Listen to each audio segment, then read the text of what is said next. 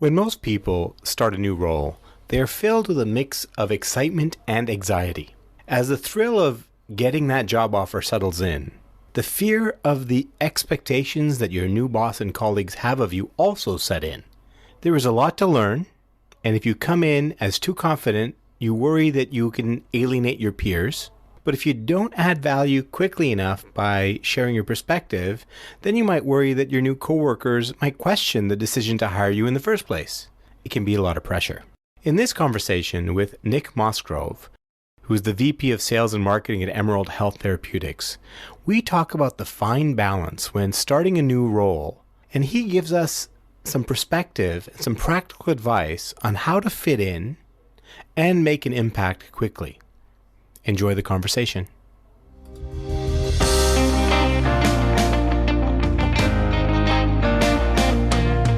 Welcome to the Navigating Disruption podcast. I'm your host, Shaquille Barmel. I'm the CEO of Ocean Blue Strategic and partner with the Summit Group. I'm a coach, consultant, and speaker, and I help leaders, entrepreneurs, and sales professionals make an impact through improved performance. In this podcast, I share insights and interviews with interesting leaders to define practical lessons that you can use to make an impact in the face of uncertainty.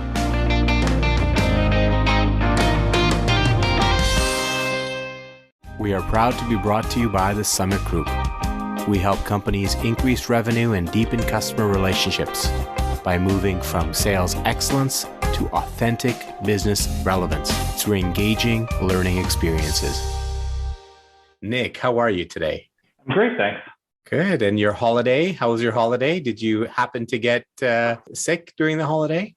Yeah, we had a bout of COVID through our family, so it was a less eventful holiday than normal, where you're out visiting people. You're a little bit homebound this year versus others. Yeah, but everybody's okay. Is everybody fine? Yeah, it was rather mild, so our kids bounced back remarkably quickly, and my wife and I, a couple-day bout with obviously COVID. Okay, well, thank goodness for those vaccines. I'm sure it helped us all cope with it a lot differently than we would have for those unfortunate folks that haven't been able to get the vaccine or haven't gotten the vaccine. So, yeah, just a little bit of a plug for folks if they haven't gotten their vaccines, please do go out and do that. It does make a difference. I've witnessed it firsthand for sure. Yeah, even post-COVID, we've taken on the booster as well. So yeah, absolutely. Continue even if you've had it. Yeah, absolutely. Thanks. So I'm glad we've been able to have this conversation here. I don't know, hard to put a number on it, but I think we've known each other for at least 6 or 7 months. Yeah. Just for my listeners, we got to know each other because I did some work with the company that you work with. You came into the mix about halfway into my tenure working with this organization, so doing some leadership work and some strategic alignment work. And I'll tell you the reason why I wanted to have this conversation with you is that, very quickly, I would say probably within weeks of you joining the organization, as I talked to other members, other colleagues of yours on the leadership team, you were making an impact. What you were doing, your thinking, your articulation of what was important was coming through. And I'll just put a pin in that for now. I'd love to come back to some of the insights that we can draw from that experience. But I was intrigued. I was intrigued that somebody could come in so quickly and make an impact so quickly. And so perhaps we'll dive into a little bit of what you did in those first few weeks to as a lesson to other people that are starting new companies, starting new jobs. And what are some of the things that you try to do right out of the gate to make an impact and to get to know the organization, to understand what the issues are. I'm sure some of my listeners will be very interested in that. But before we go there, a little bit about you. Why don't you tell us what your role is now? And then the big, deep question that I don't know how you're going to react to this question is, what's your contribution to the world? What do you do to make a difference in this day and age? So let's just start with the basics. Tell me what you do. Great. So yeah, it's a good one. Contribution to the world. It's like, what's the greater purpose or, life goal, right? Mm-hmm. So for me, when it comes to business or working, I really just enjoy trying to have that more thoughtful impact on business. So really thinking about long-term success versus short-term quarterly objectives or annual contributions. So for me, I really want to take a business from A to Z, not A to D, and so on and so forth. So really trying to put together pieces that are more meaningful and long-term, that have strategy around it. In my current role, I'm VP of Sales and Marketing. I manage a small team of 7, and very diverse group. So I've got 3 key account managers and a couple marketing individuals on the team. And we're driving commercial success throughout the recreational cannabis segment in Canada. Okay. And you've been there for how long now? I started August 9th, so it's a short tenure so far. But it's been, as you say, it's been quite an adventure in the short amount of time I've been here. Yeah. Okay. So VP of Sales and Marketing, one of the things I took away is you really, really are drawn to challenges where you're not being asked to think short term, but there's a long-term objective you're trying to get to. Can you give me an example of what you think of in business as being kind of a short-term pressure that sometimes you might be, some of us might be pushed towards to deliver that isn't as exciting, but sometimes it happens?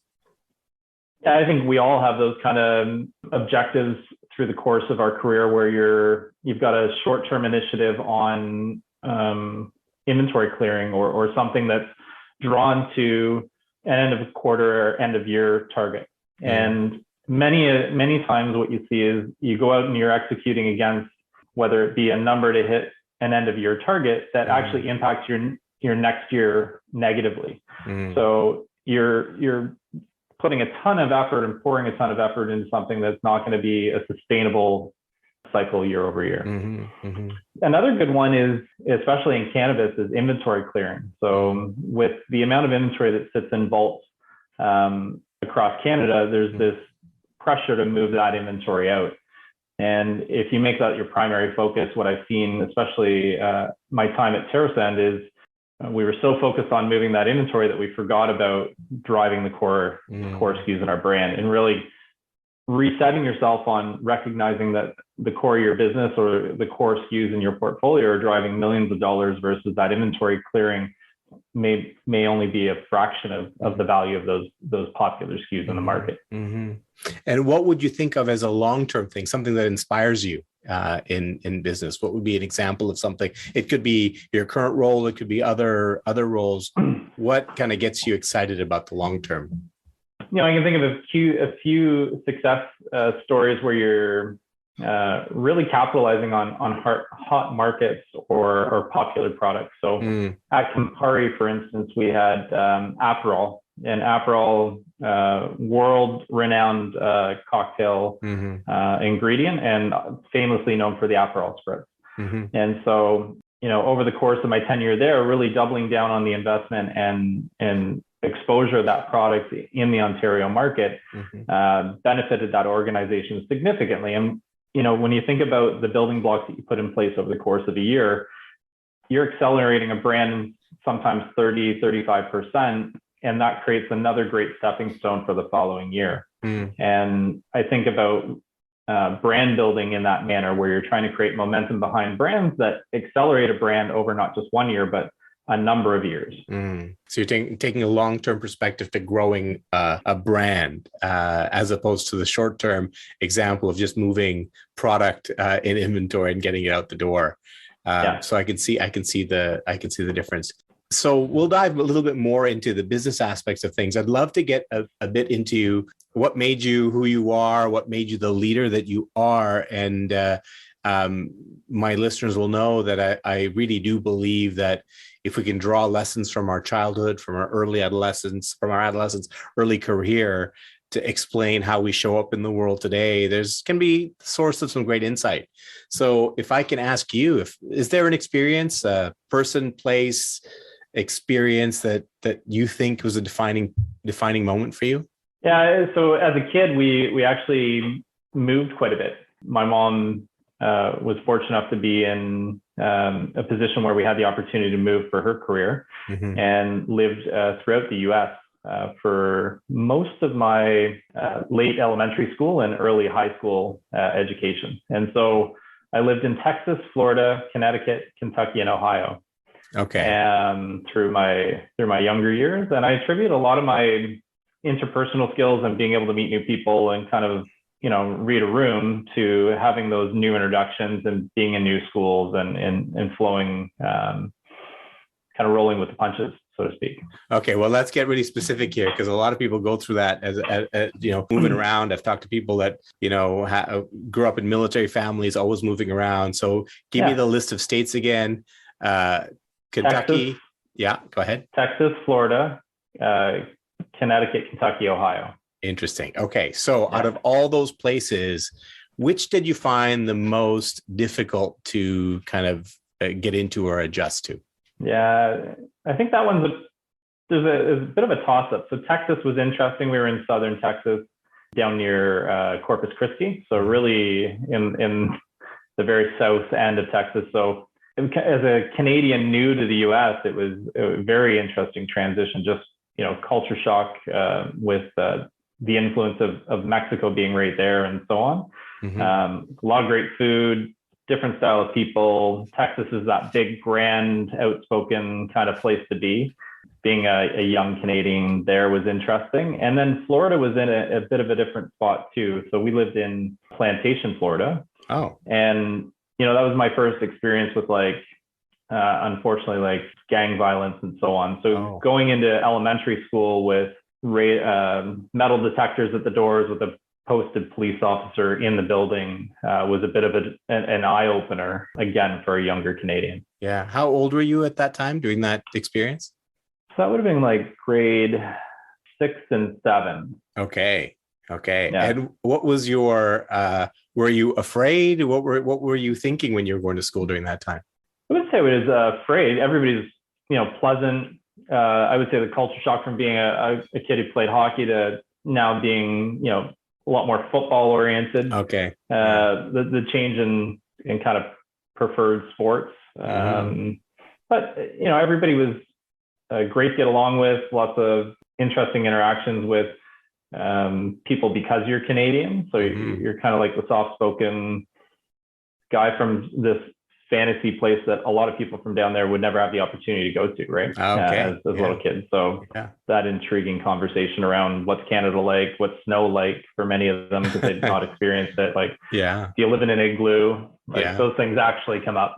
Misconceptions. The famous misconceptions of Canada down south. In any of that time, childhood years, was there a person, a teacher, a particular moment or experience that, you still kind of comes back into your brain every so often in your life? This is a reminder.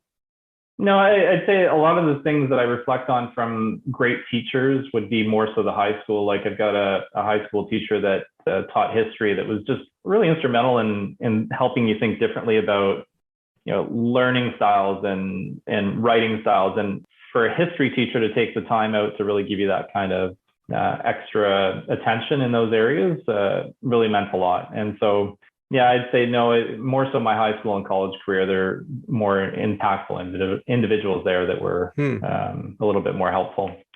Well, that's interesting you say that, because it was actually there's a history teacher that I would say was influential to me. But the funny thing is, it was a history teacher for my youngest son. And it was probably 4 or 5 years ago. I went into an open house at their school, and the teacher was talking about a project they've given them. They've assigned them a particular soldier from World War II, a Canadian member of the Canadian Armed Forces, and they asked them to construct that individual story by doing research. And the passion by which that teacher was kind of instructing, engaging the students, I was just enthralled hearing him talk about the assignment and knowing from my son how much he was enjoying that class. And I left that room thinking, wow, I would love to do that. But of course, I'm I don't know, 48, 49 years old, thinking, I've passed my time.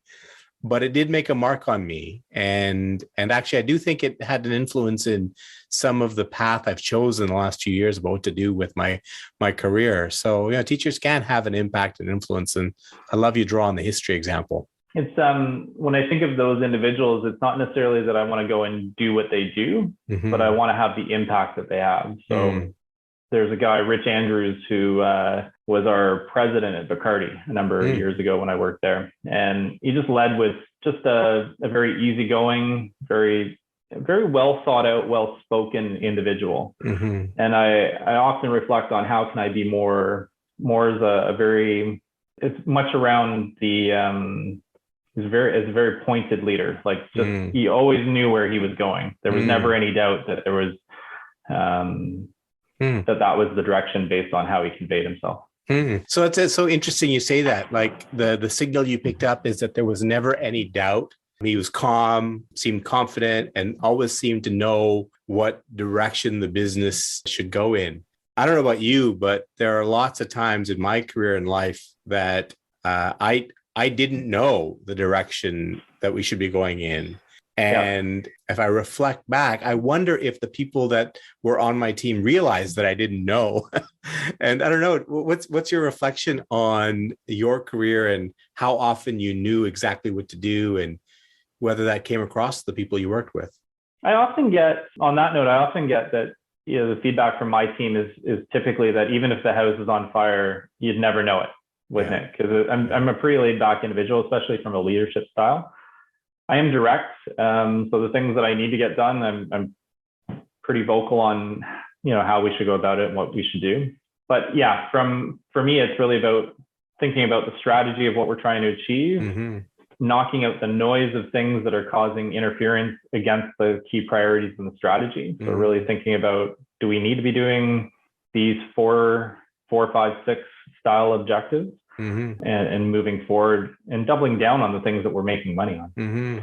So let's dive in a little bit there, because as I said, one of the things that I picked up on as I was getting to know you is individuals on your team, your colleagues, as I was dealing with them one-on-one, often said that you were providing the level of clarity and direction that the organization needed in your sphere of influence, and maybe even a little bit outside of your sphere of influence. So how do you go about thinking through when you enter a new organization? I mean, I don't know if anybody's ever asked you this. How do you go about learning about the business, about the organization, and prioritizing what needs to happen? What's your process? Yeah, so I would say for me, it's really about getting entrenched really quickly. So the only way to do that is having conversations with all the key stakeholders. But within that process, you also have to really identify quickly who those key stakeholders are. So right off the hop, I do my best to book as many meetings as I can to have those introductory conversations with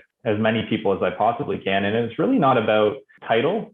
It's really about getting to know as many people across the organization as I possibly can. And what I find in organizations is organizations are made and broken by 5 or 6 critical individuals. And a lot of times there's 1 or 2 of those in that 5 or 6 that aren't necessarily directors, managers. It could be somebody like your shipping receiving guy that is driving inventory out the door and plays a critical role from not only in inventory replenishment, but provincial relationships and things of that nature. So first off, it's identifying those key individuals, getting a sense of what everybody does, and then really mirroring that up to what the organization is trying to achieve. And are what people doing in their day-to-day, are those things laddering up to what the objective is for the organization and the strategy? And so what I found here was we were doing a lot of things that weren't actually laddering up to the things we were trying to achieve as an organization that was set out by the CEO.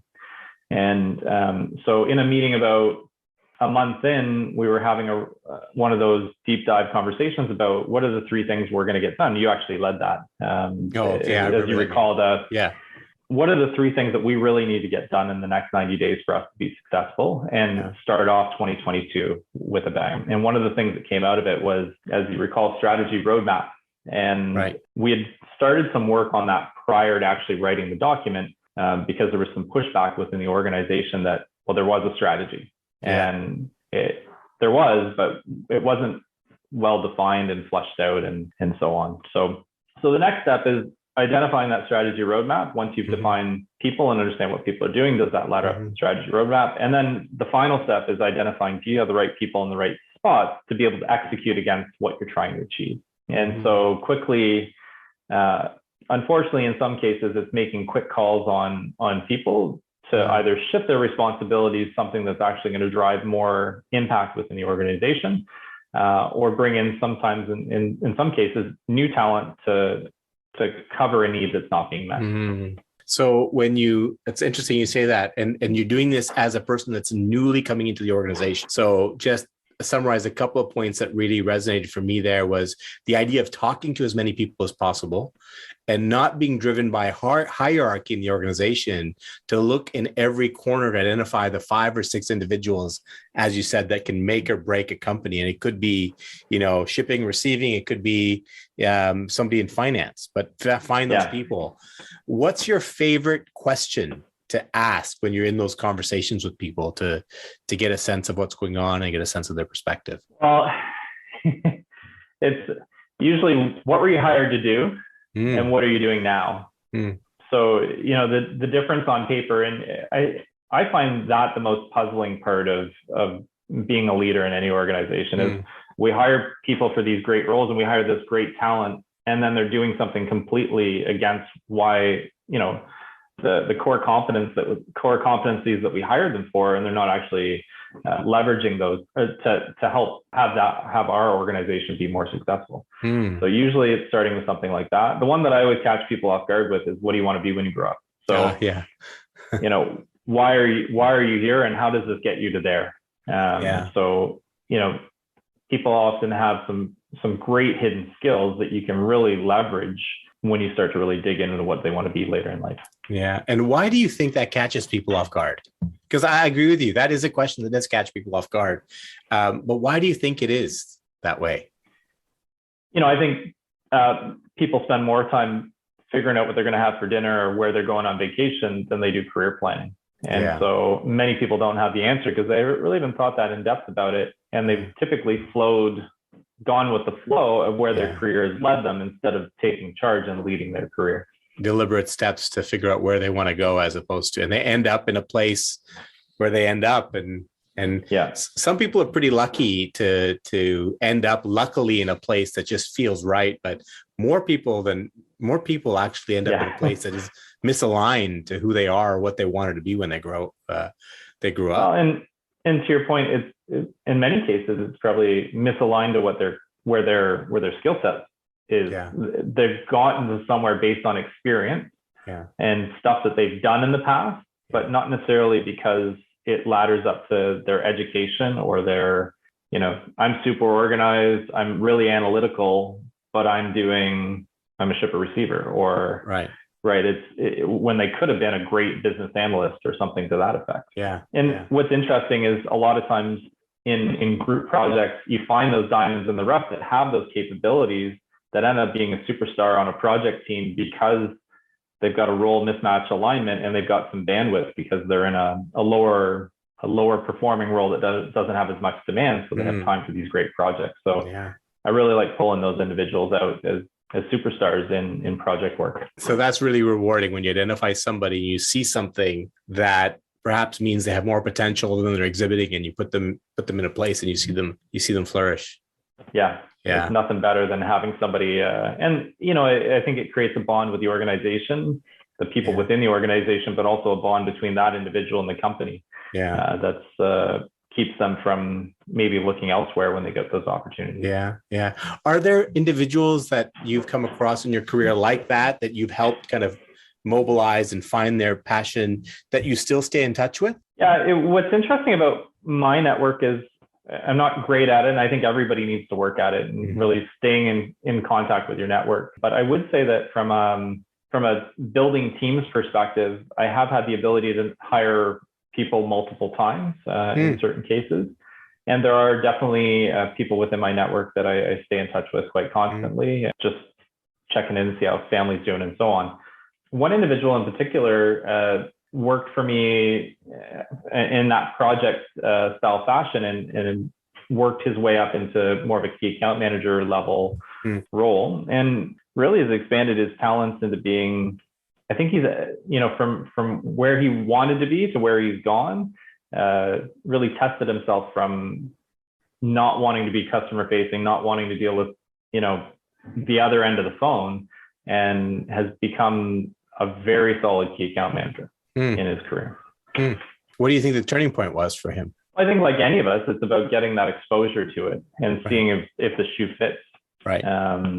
You have to try it on a little bit before you feel confident that you can do the work.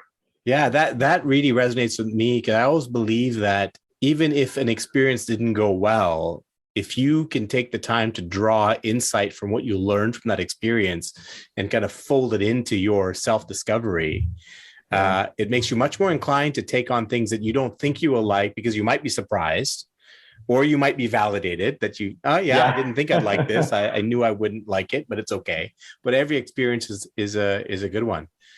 So that's really, really good advice.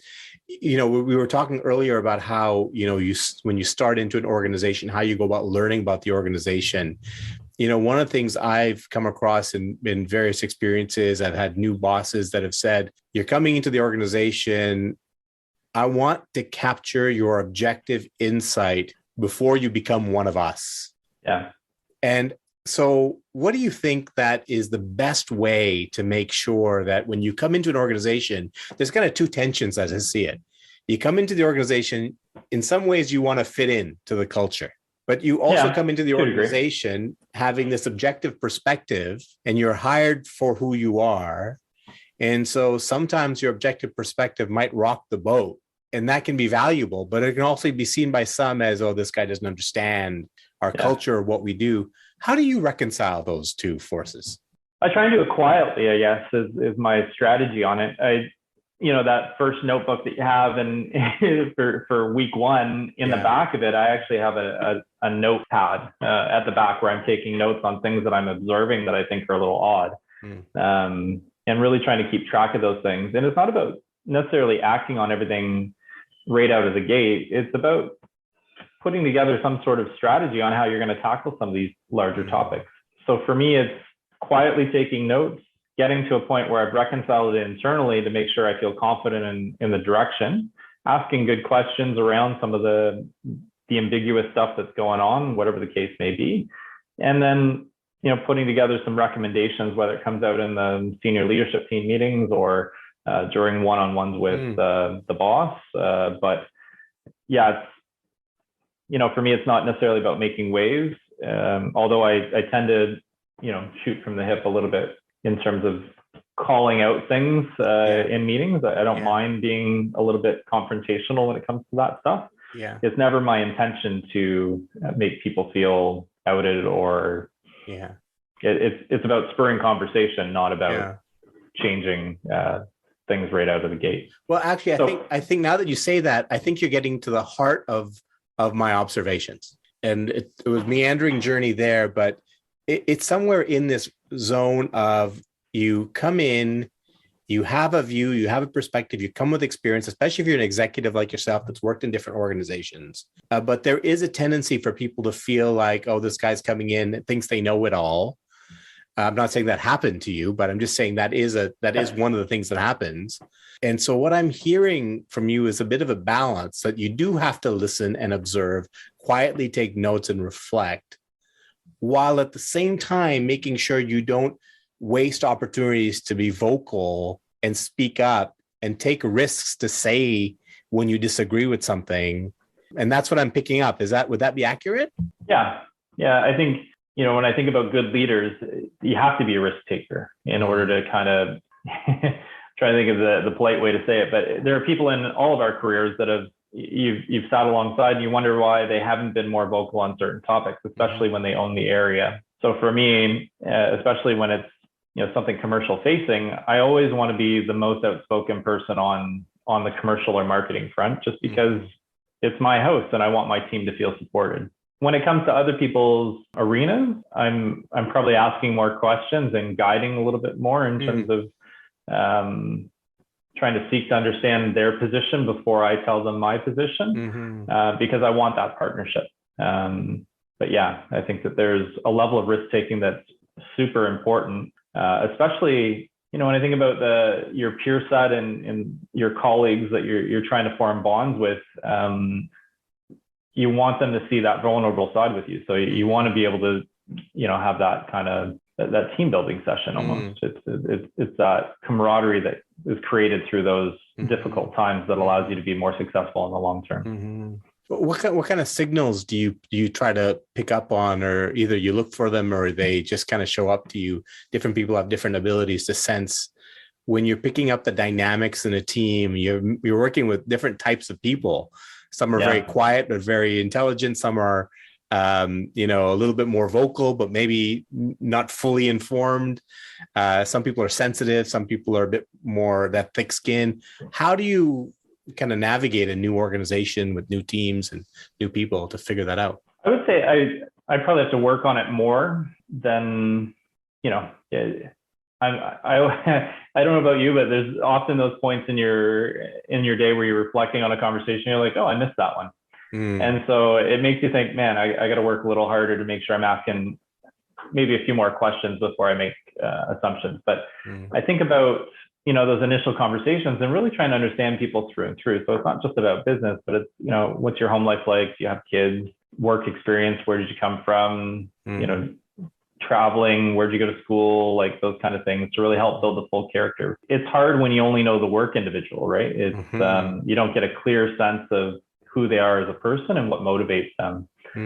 So taking the extra time to really try and understand all those moving pieces, I think gives you a better sense of who they are. And then once you identify that there might be a little bit more sensitivity or a little bit more thick skin, your conversations are definitely shaped differently. And I feel I always lean towards everybody having thick skin, because in business, you know, there's really no hard feelings. It's about, you know, how do we improve slightly every day, like that X+1 mentality. And so I often have to reflect on my own, you know, trying to be a little bit more sensitive to people who aren't built the same way that I am. So you start with a position of being candid, and then sometimes you have to pull that back when you see the reaction.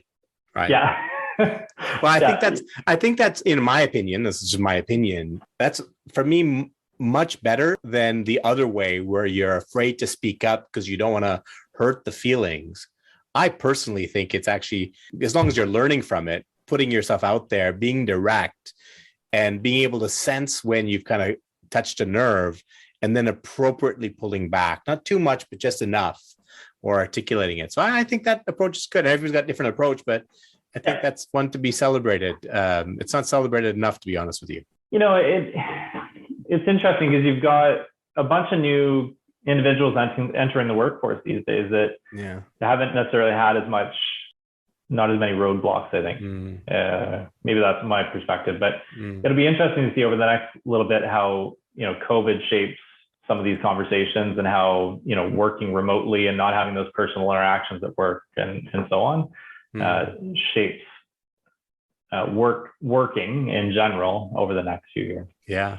Well, actually, that's probably a good place to start bringing our conversation to a close. I'm very curious, not to make you a soothsayer or a forecaster, but in your view, what do you think is going to be important for leaders to focus on, given the fact we've been working the way we've been working for the last 2 years? It may change, it may not change, it may be some kind of new hybrid of the two. What for you is going to be important in your leadership going forward? I feel like, you know, the thing that I'll take away from the last few experiences that I've had are really, what are the extremes? So when doing business planning, that whiteboarding session that we all do a couple times a year, I'm going to focus more on, you know, what does extreme change look like, and what might that, how might that influence our business more dynamically? Because the only thing I've seen is that change has been relatively constant over the last couple of years, and that it doesn't seem to be going away. And so we take these mitigating steps to kind of put a band-aid solution on what we think is a temporary reality. But the thing that we've learned is that it's not temporary, and that we've got to be a little bit more proactive in our thinking to be be almost true to ourselves and where our businesses are going. So taking that almost radical approach to what might change look like. What are the things that we're going to tackle over the next 6 to 12 months that are really going to be meaningful for our business long term? And how do we shape those and set ourselves up for success to tackle those great problems? So if I'm hearing this, maybe a way that I'm taking this is, as we've experienced change, some pretty significant change, and we've pivoted and reacted to things along the way.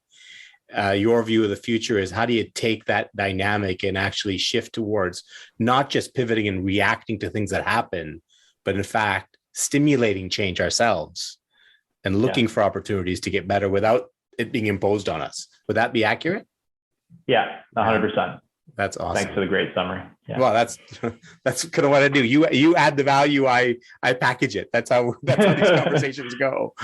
Nick, it's been really great talking to you, and I know that we'll continue to stay in contact and speak. But wish you all the very best for 2022. I hope it's an excellent, prosperous, successful, and a year full of self-discoveries for you.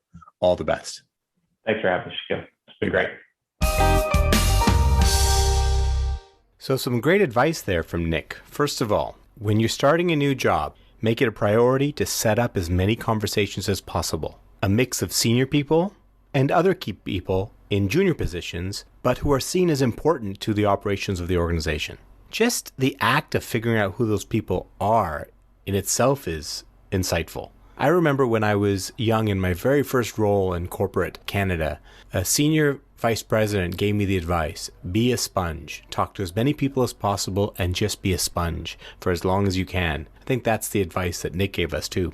Next, he talked about asking questions of these people that you set meetings up with. Find out who they are. What are their ambitions? What motivates them? Understand what they are trying to do in their jobs and where they want to go in their careers. From the senior leaders, understand what the strategy is. Ask questions to figure out what are the objectives and what's important. And then as you talk to people, see if you can connect the dots between what people are doing on a day-to-day basis and what the strategy is of the organization. And if there's a misalignment, there may be an opportunity for you to call that out and help the organization address the gap. We talked about how there's a balance between being accepted, becoming part of the team, listening and being sensitive, as well as adding value through objectivity, perspective, and the candor that's available to you when you start in a new place. Listen and pay attention enough to learn what and who are important. Ask good questions before saying what you think. That way, when you speak directly about your observations, you have earned the respect of others and they know your intentions are good. I hope you found that helpful, and have a great day. Thank you for listening. If you enjoyed this episode, please rate, review, or share it. I want to say thank you to one of my favorite bands, Late Night Conversations, for sharing their song Chaos with me and letting me use it in this episode. You can learn more about them on Instagram at LNC Connected. And here's more of their song Chaos to take you out.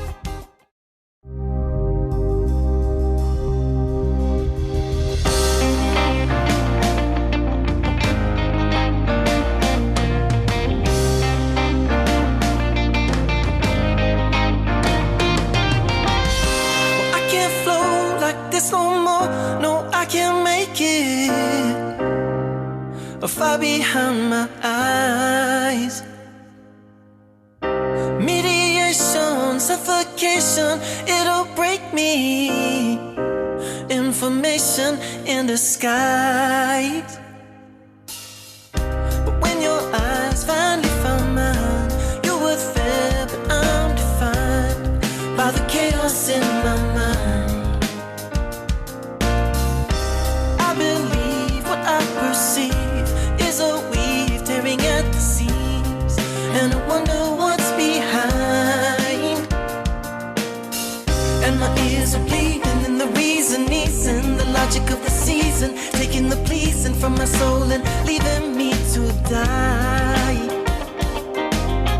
And I feel the lacing, LNC like racing on stationary animation, taking me from the purpose of my life.